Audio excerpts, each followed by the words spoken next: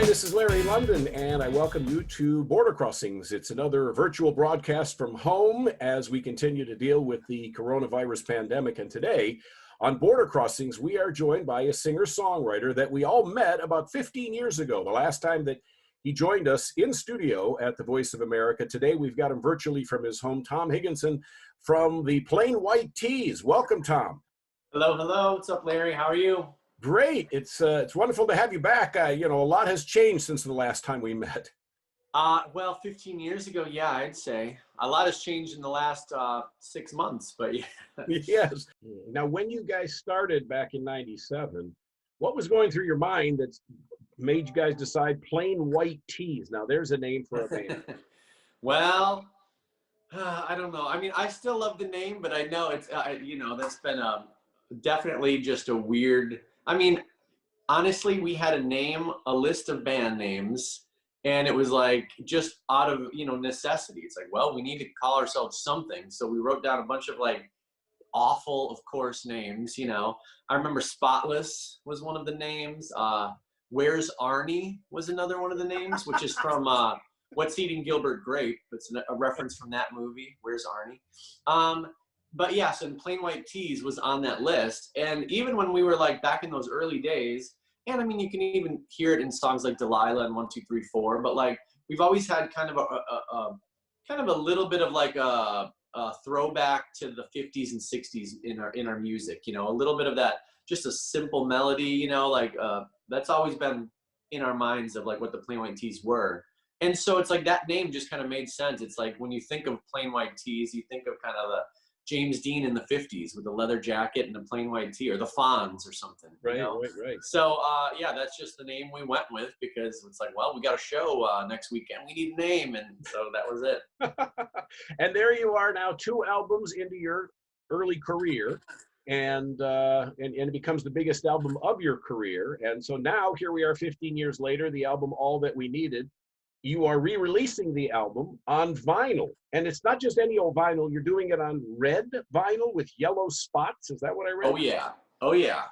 That's a key detail to mention here. No, so yeah, so basically, yeah. So I'm a big vinyl guy. Like, it's nice that in the pandemic, because obviously I'm staying home most of the time and everything, and through the years, I've amassed this collection of just random vinyl. It's like we're on tour, we hit some record store, oh, this looks so cool, and oh, this record, and it's like, when the hell am I ever going to listen to all this vinyl? Well, here we are, So it's been nice that I've had this collection, but we realized, like, I think it was before the pandemic, it was like the end of last year, I was like, you know what, a few of our albums they never came out on vinyl. And All That We Needed was one of them. And I thought about it, and that album came out in 2005. So it was like, oh, next year is like 2020. It's a 15-year anniversary. Like, maybe that's a good excuse for me to selfishly get that vinyl. That's all I really want, is just to hold my own record on vinyl 15 years later. So that was the main objective behind putting out the re-release. But yeah, it's like that album deserves to have like that vinyl release for sure. In 2019, I was reading that in the UK, vinyl outsold CDs. So that's, you know what, I think I heard that here as well this year.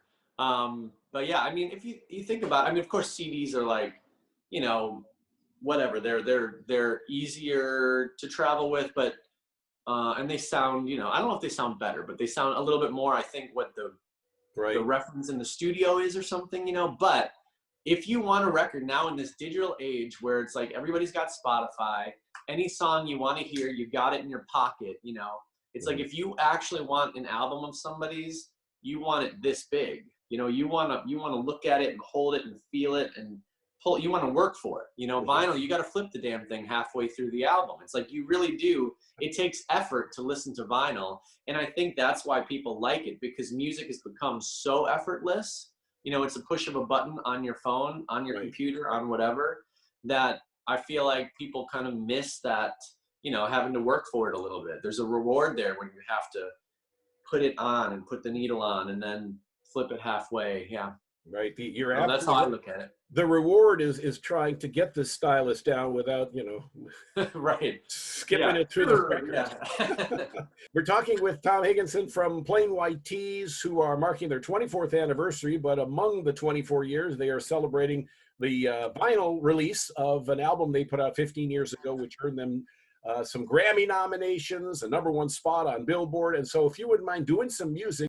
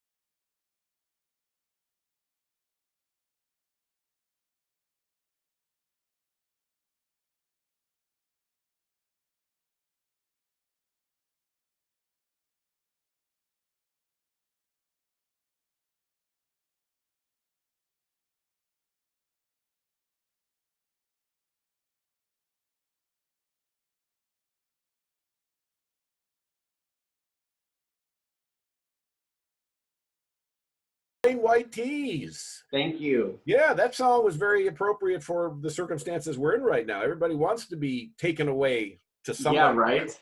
Yeah, it's funny. All of my songs have a new meaning in the pandemic. It's like there's so many songs where I'm like, whoa, this is like super heavy right now. Have you Um, written anything that is actually inspired by the pandemic while you've been, cooped up for the last 8 months? you know what? I've been doing a lot of writing. So I started a record label called Humans Were Here, actually. This is our Halloween shirt. No. I got a rep. But yeah, so I've been doing a lot of writing and producing with the artists on the label. I've actually got an 80s side project, and I've written some songs for that. That's very, like, my favorite song is called Something to Look Forward to. Plain White Tees also, we're going to start, we're hoping to have new music out early next year as well. So that will be, I do have a lot of Plain White Tees stuff written, but nothing really quite ready to play yet. I'm still kind of working out the kinks, but yeah. And you guys were working with a Hames producer or some other producers that, you guys had some heavyweight producers in the last couple of years on your music. Yeah, we've done some great things. Actually, this album, All That We Needed, that's coming out on vinyl, is that was done with Ariel Rekshad, who has went on. We were kind of the band that broke him as a producer with this record.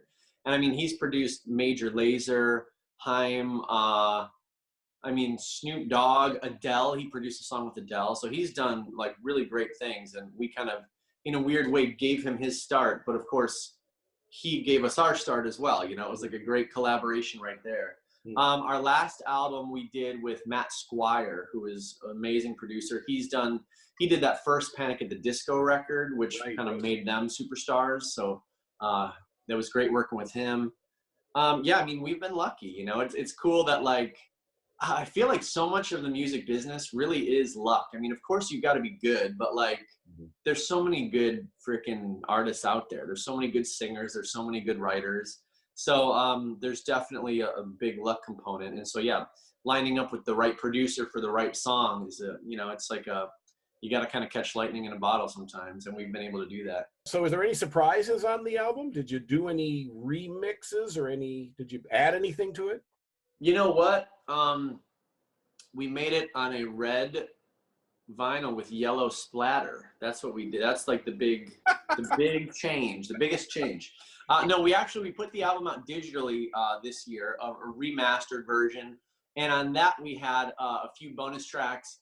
There were these live versions of these songs that we did in the studio, like acoustic live versions, that I swear to God, I have no memory of recording this. I think we probably just did it one day and then never even listened to it. Mm-hmm. And so when I heard it, like, you know, for the master of like, yeah, we're going to release these digitally. Are you cool with this? I was listening, like, yeah, this is awesome. How have we never, you know, knew this existed? So that's a kind of a fun thing if you listen online, you know, like I said, on Spotify or iTunes or Apple Music or whatever. But for the vinyl, we just wanted it to be like, this is the record we made, you know, kind of commemorate that, keep that special. And I know what some things that they used to do back in the 70s when vinyl was, you know, in its most popular form, was scent a record. You know, oh, like it smelled? Scented smelling records. No way. Oh yeah, I've never heard of that. Sure, Brothers Johnson, Strawberry Letter 23. I've got it somewhere in my collection. It was a strawberry scented record. Wow. Tom Higginson is talking with us from the Plain White T's. At home, I'm sure he can't wait to get out on the road with the band once again and tour. And so there you are, you know, at the Grammys. You're nominated for Song of the Year in the same category as Amy Winehouse. That had to be tough. Fun, but tough. Oh, yeah. Well, you know what's funny is that, so yeah, up that year, it was Amy Winehouse's Rehab, which actually won the Grammy. Of course, Hey There Delilah. We had Rihanna's Umbrella, and we had Carrie Underwood Before He Cheats. So it was like kind of a crazy year. Like, I mean, I know it's the Grammys. Every year has great songs, but yeah, it's like that. Why did it have to be that year we were now? You know, it's like up against that competition. But yeah, just of course, an honor, super honor to be there. You know, it's like you write these songs and you're freaking. I wrote Hey There Delilah in my mom's apartment, you know, tiny little apartment, you know, and to take it from there to the freaking Grammys and to have a #1 song and, you know, around the world and everything. I mean, that's pretty amazing. I know I've said we've been lucky about 18 times in this interview, but I mean, it's so true, you know, and we're so, you know, that doesn't get lost on us, the luck that we've had. So are you going to do that song for us next? I mean, I was going to, if that's cool with you. Of course, I would. You know, the royalties will continue to come in, and the audience would love to hear it. So, Tom Higginson, Plain White T's, and he's going to do a live acoustic version from his living room of a song that everybody's heard around the world. It's called "Hey There, Delilah." The acoustic version. Hey there, Delilah, what's it like in New York City? I'm 1,000 miles away, but girl, tonight you look so pretty, yes you do. Times Square can't shine as bright as you, I swear it's true. Hey there, Delilah, don't you worry about that distance, I'm right there. If you get lonely, give this song another listen, close your eyes. Listen to my voice, it's my disguise, I'm by your side. Oh, it's what you do to me. Oh, it's what you do to me.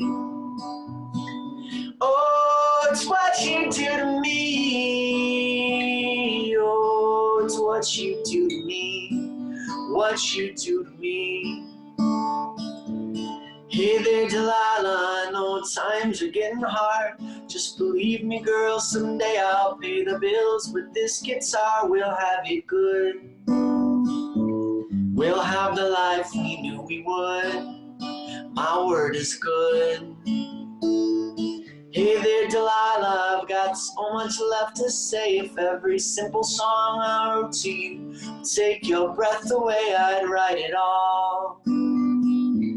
Even more in love with me you'd fall. We'd have it all. Oh, it's what you do to me. Oh, it's what you do to me. Oh, it's what you do to me. Oh, it's what you do to me.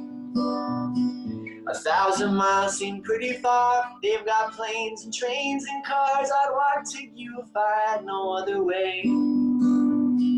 Our friends would all make fun of us. We'll just laugh along because we know that none of them have felt this way. Delilah, I can promise you, by the time we get through, the world will never ever be the same. You're to blame. Hey there, Delilah, you'll be good. Don't you miss me 2 more years and you'll be done with school. I'll be making history like I do. And you'll know it's all because of you. We can do whatever we want to. Hey there, Delilah, here's to you. This one's for you. Oh, it's what you do to me. Oh, it's what you do to me. Oh, it's what you do to me. Oh, it's what you do to me. What you do to me. Oh, oh, oh, oh, oh,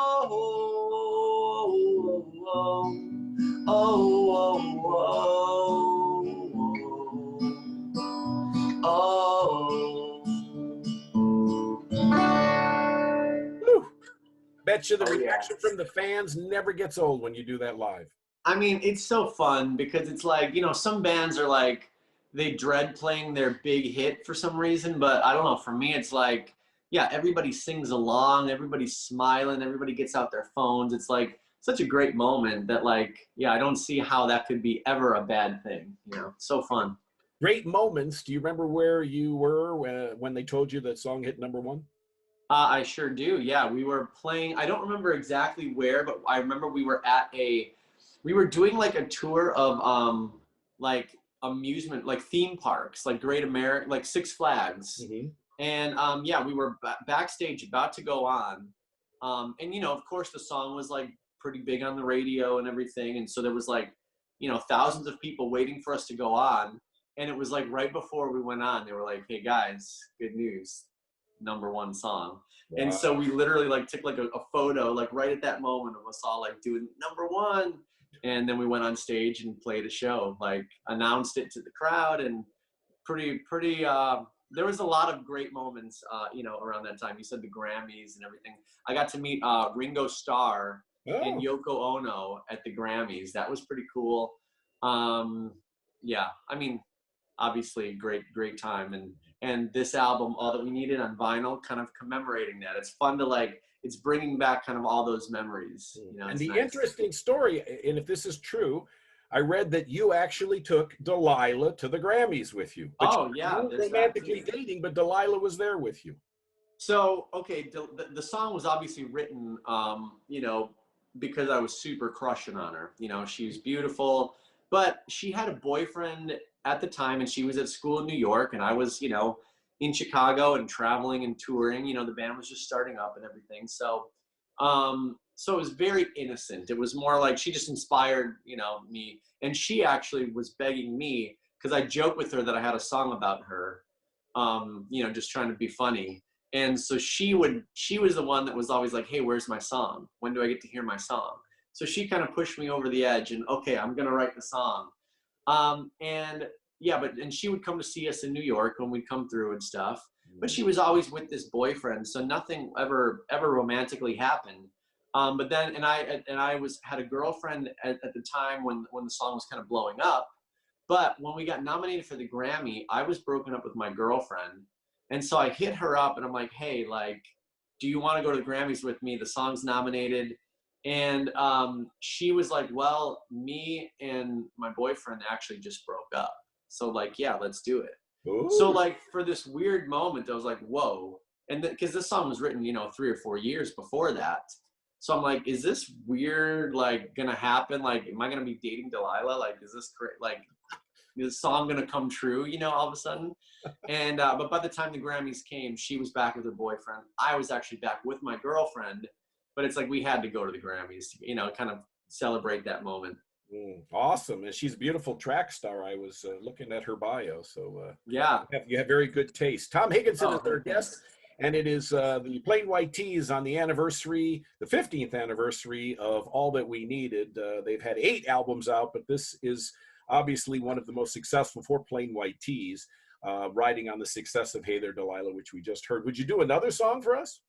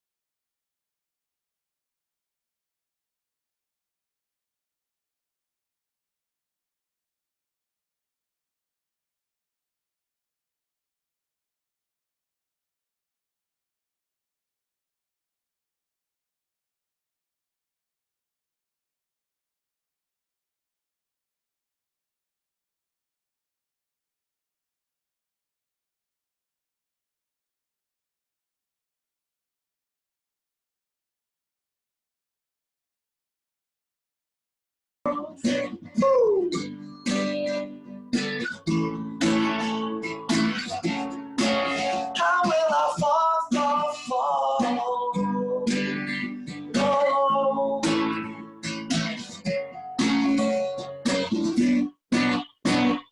This might be the end of the world, so we might as well keep dancing. This might be the end of the world, so it's time to take some chances. That's all in love. Oh, let's fall in love. Love, until time is up. Let's fall in love. Love. Yes, Tom Higginson. Woo! Plain White. Kind of relevant to the times, right? Yes, and thank you for doing that for us. I know I didn't give you much warning, and hitting the higher notes when you haven't warmed up is tougher, but thank you very much for doing that. Of course. Yeah. Thank you. That was fun. Before I let you go, since next year's your 24th anniversary, what are you guys planning special for the 24th anniversary?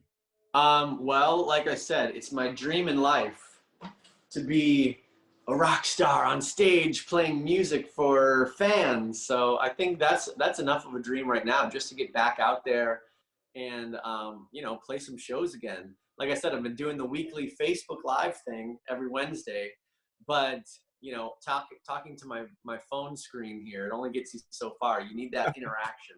So I just can't wait to get out there and play more shows. Maybe for the 25th anniversary. Now we got to start planning on that, because that's a big one. So there'll be something fun there for sure. Well, when things open up and you come back to DC, please join us in studio. I'd love to have you back in person. Absolutely. That would be wonderful. And I really thank you for doing this. And I want to tell all the viewers that the album is called All That We Needed. It is the 15th anniversary of this very multi-platinum album, this very successful big album in music history for the Plain White T's. Thank you, Tom Higginson, for joining us here on Border Crossings, here on the Voice of America.